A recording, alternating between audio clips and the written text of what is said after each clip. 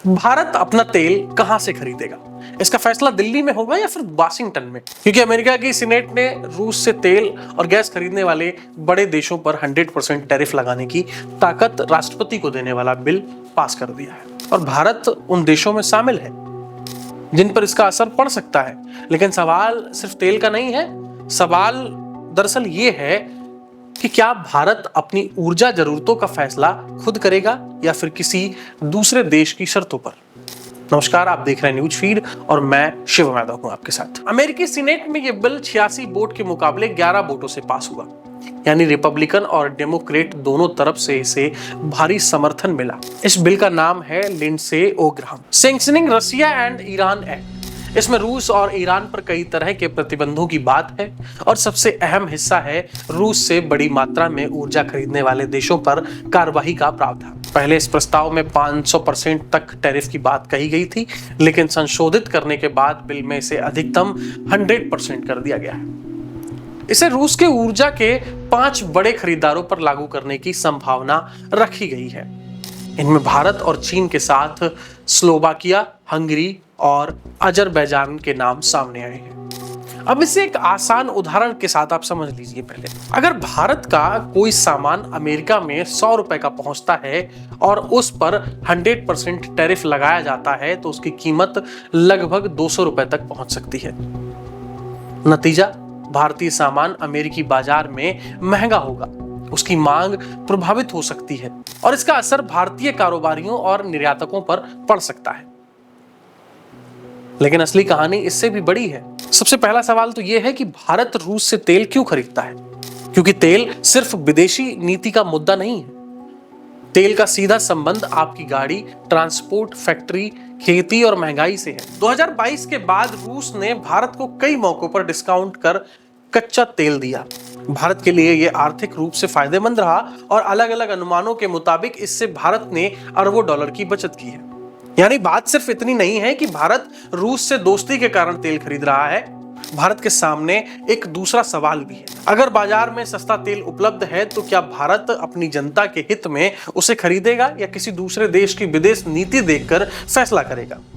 और यहीं से अमेरिका और भारत के रिश्ते की असली परीक्षा शुरू हो जाती है। अमेरिका कहता है कि रूस की तेल कमाई को कम करना बहुत जरूरी है क्योंकि इससे रूस को आर्थिक ताकत मिलती है, लेकिन भारत का तर्क है कि उसकी ऊर्जा जरूरतें बहुत बड़ी हैं और तेल की सप्लाई किसी एक देश के भरोसे नहीं छोड़ी जा सकती। यानी भारत के सामने विकल्प क्या है?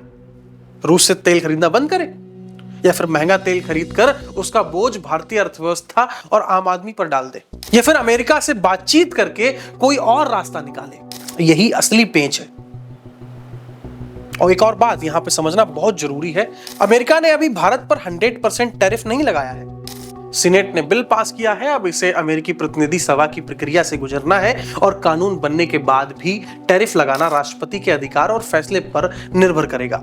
यानी आज की स्थिति को सीधे सीधे भारत पर 100% टैरिफ लग गया, ये कहना सही नहीं होगा, लेकिन खतरा जरूर पैदा हो गया है। और यही वजह है कि मामला भारत के लिए बेहद गंभीर है, क्योंकि अगर ये कानून बनता है और इसका इस्तेमाल भारत पर किया जाता है तो मामला सिर्फ अमेरिका में भारतीय सामान महंगा होने तक सीमित नहीं रहेगा, बल्कि ये भारत की स्ट्रेटेजिक ऑटोनॉमी यानी अपनी विदेश और आर्थिक नीति खुद तय करने की क्षमता का भी सवाल बन जाएगा। भारत को एक तरफ अमेरिका की जरूरत है, अमेरिका भारत के लिए बड़ा व्यापारिक साझेदार है और चीन के मुकाबले भारत की रणनीतिक अहमियत भी अमेरिका के लिए काफी ज्यादा है। दूसरी तरफ भारत के रूस के साथ पुराने रक्षा और ऊर्जा संबंध है और तीसरी तरफ भारत की सबसे बड़ी जरूरत है ऊर्जा सुरक्षा। इसीलिए भारत के लिए यह मामला दोस्त या दुश्मन तय करने से ज्यादा मुश्किल है, क्योंकि अंतरराष्ट्रीय राजनीति में स्थायी दोस्त कम होते हैं, स्थायी हित ज्यादा महत्वपूर्ण होते हैं। अमेरिका अपने हित देख रहा है, रूस अपने हित देख रहा है, तो भारत को भी तो अपना हित देखने की जरूरत है। और शायद यही पूरे विवाद का सबसे बड़ा सवाल है, क्या भारत को तेल खरीदने के लिए किसी से अनुमति लेनी चाहिए? अगर रूस से तेल खरीदना भारत के आर्थिक हित में है तो भारत को अपने हितों की रक्षा करनी चाहिए, लेकिन साथ ही भारत को किसी एक देश पर जरूरत से ज्यादा निर्भर भी नहीं होना चाहिए। यानी रास्ता टकराव नहीं बल्कि डाइवर्सिफिकेशन और स्ट्रेटेजिक बैलेंस का हो सकता है। भारत रूस से भी खरीदे, खाड़ी देशों से भी खरीदे और अमेरिका से भी खरीदे और अपनी घरेलू ऊर्जा क्षमता को भी मजबूत करने की कोशिश करे। ताकि भविष्य में कोई एक देश ये तय ना कर सके कि भारत की अर्थव्यवस्था किस कीमत पर चलेगी। क्योंकि आखिर में सवाल यही है कि भारत का तेल बिल कौन तय करेगा, दिल्ली या फिर वॉशिंगटन? और अगर दोस्ती बराबरी की है तो फैसले भी तो बराबरी के होने चाहिए।